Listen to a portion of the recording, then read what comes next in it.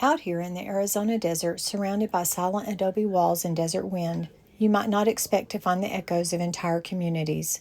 But over 300 years ago, families lived, farmed, worshipped, and cultivated this land right here.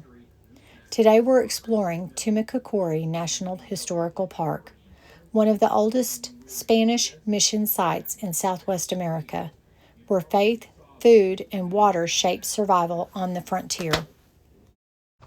And if you're lucky, you hit one of their famous tortilla demonstrations. You had world famous tortillas. For me? Said you had world famous tortillas is what I understood. For me, yes. For you? Oh. They're very good. Some beans. I gotta fry beans and salsa. Sure. See? Just a little bit of salsa. It's hot. No salsa. No salsa.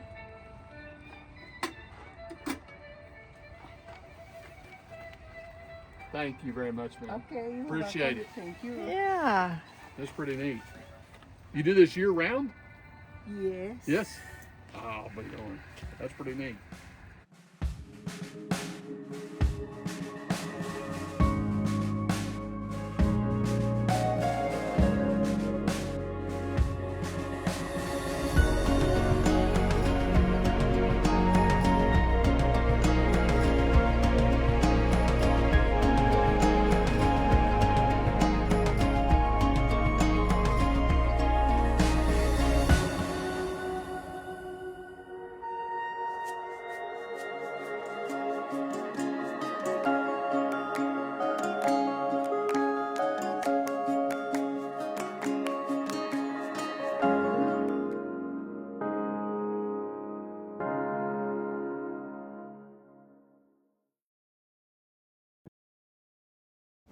This is the heart of the mission, San Jose de Tumacacori.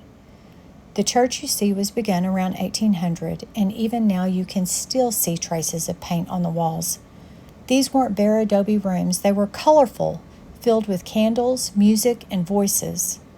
Imagine this space alive with families, O'odham people and Spanish settlers together, gathering for worship. For many here, faith was a source of strength in a harsh and uncertain frontier.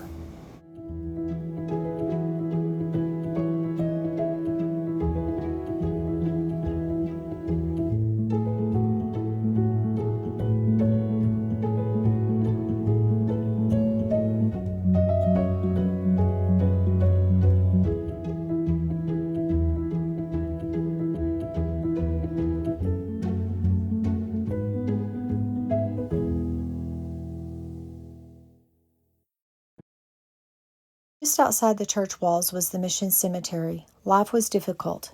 Disease, drought, conflict, and isolation were constant threats to survival.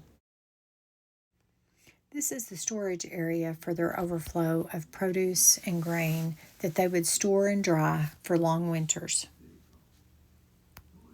The presence of these stairs indicates there would have been a second floor. This was the priest's residence. Missionaries like Father Kino and later Franciscans helped establish communities like this across the region. But daily life here was shaped just as much by the native people who farmed, built, and helped sustain this mission.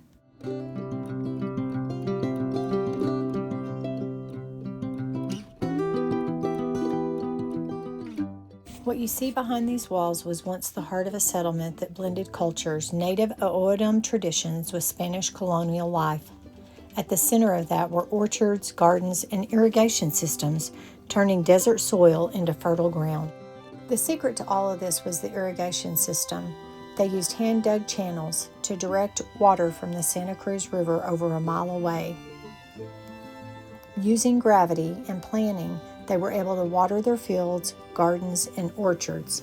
Without these ditches, the mission couldn't have existed. Out here, the mission came to life in a different way. These grounds once held the gardens and orchards, not for decoration, but for essentials. Fruit trees like figs, pomegranates, peaches, and grapes grew here, along with vegetables, beans, squash, corn, and chilies. They were able to turn this desert land into a reliable food source, creating shade, providing trade goods, and a sense of permanence in a place where survival might not be guaranteed. And I think the Anza Trail, so we'll see where this takes us. So this Anza Trail is about, you can go 4 miles down this trail to the Santa Cruz Tubac, following the Santa Cruz River to the Tubac State Park. It will connect the actual 2 parks.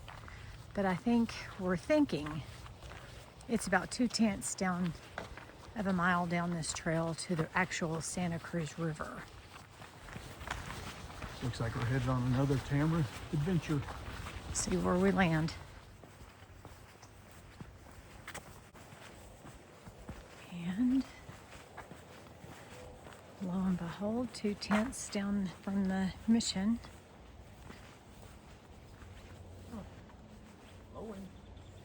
Here's the Santa Cruz River. The water is flowing. Fresh deer print. Are there? As we were walking back, we were just reflecting on the fact that in 1691, a Jesuit priest came out west to try to bring Christianity to a people and a culture that were foreign to him. They started raising this mission in the 1700s, and it is still standing today. Can you imagine the stories this whole tree has to tell? Tumacacori isn't just adobe walls, it's the stories of cultures meeting, of faith and farming, engineering and endurance, a place where people built homes, raised families, and carved out a life in challenging land.